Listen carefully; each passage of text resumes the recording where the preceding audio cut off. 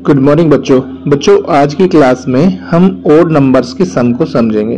हमारे पास अगर कुछ ओड नंबर गिवन है, चाहे वो कितने भी ओड नंबर हैं, उनका हम सम कैसे करेंगे वो यहाँ पर हम आज समझने वाले हैं। तो चलिए 1 से स्टार्टिंग करते हैं। तो देखिए हमारे पास पहला ओड नंबर क्या होता है 1।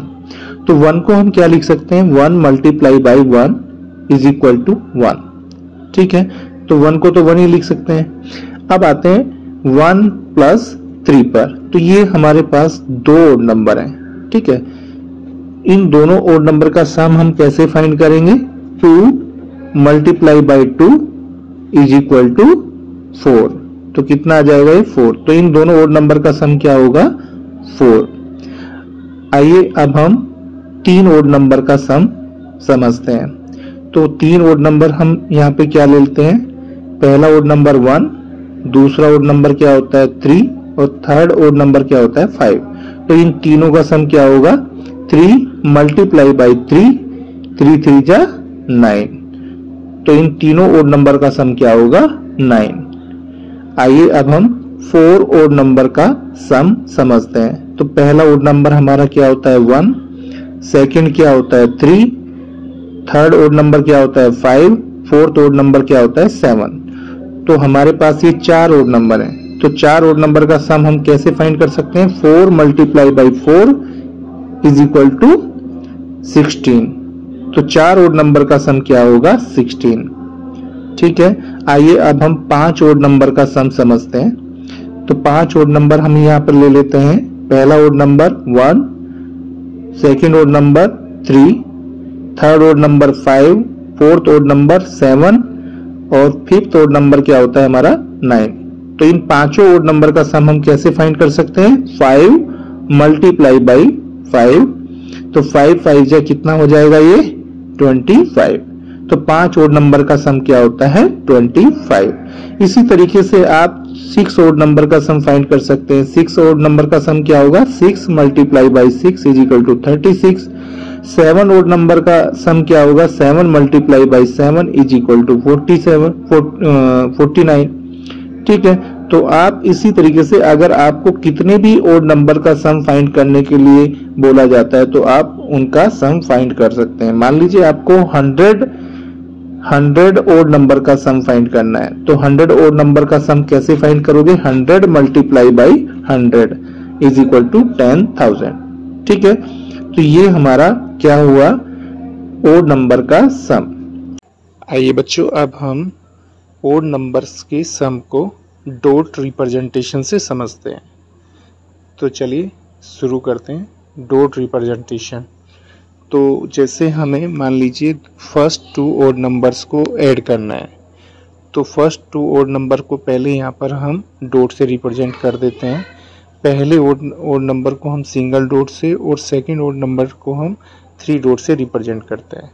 तो देखिए इन दोनों को जब हम प्लस करते हैं तो ये कैसा शेप बन जाता है, स्क्वायर शेप बन जाता है।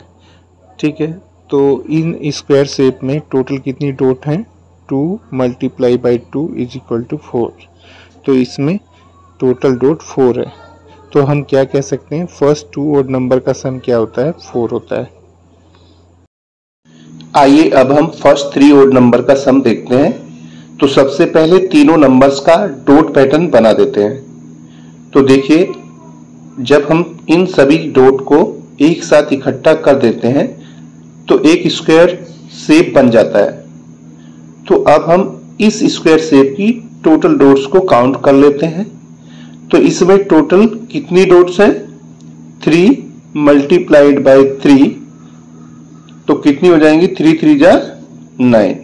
तो इसमें टोटल डॉट कितनी हो जाएंगी 9।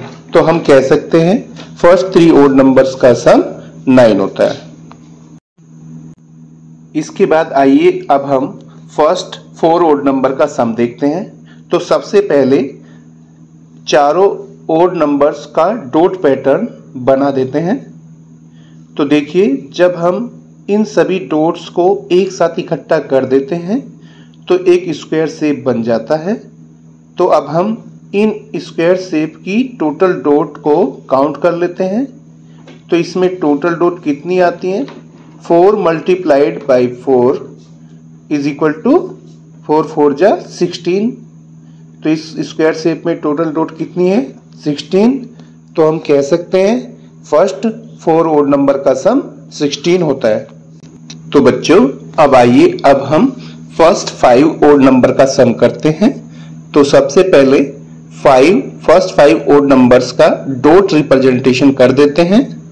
तो देखिए हमने यहाँ पर पांचों ओड नंबर्स के डॉट रिप्रेजेंटेशन को कर दिया है।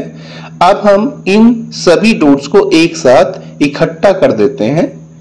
तो हमने ये डॉट इकट्ठी कर दी हैं। तो आप अब देख सकते हैं इन सभी डॉट्स को जब हम एक साथ इकट्ठा कर देते हैं तो एक स्क्वायर शेप बन जाता है। तो आइए अब हम इस स्क्वायर शेप की टोटल डॉट्स को काउंट कर लेते हैं। तो देखिए इसमें टोटल डॉट्स कितनी है 5 मल्टीप्लाइड बाई 5। तो कितनी हो जाएंगी 5 5 जा 25। तो हम कह सकते हैं फर्स्ट 5 ओड नंबर्स का सम 25 होता है। तो इसी तरीके से आप आगे भी सिक्स्थ नंबर तक ओड नंबर का सम फाइंड कर सकते हैं, 7 ओड नंबर्स का सम फाइंड कर सकते हैं। ठीक है।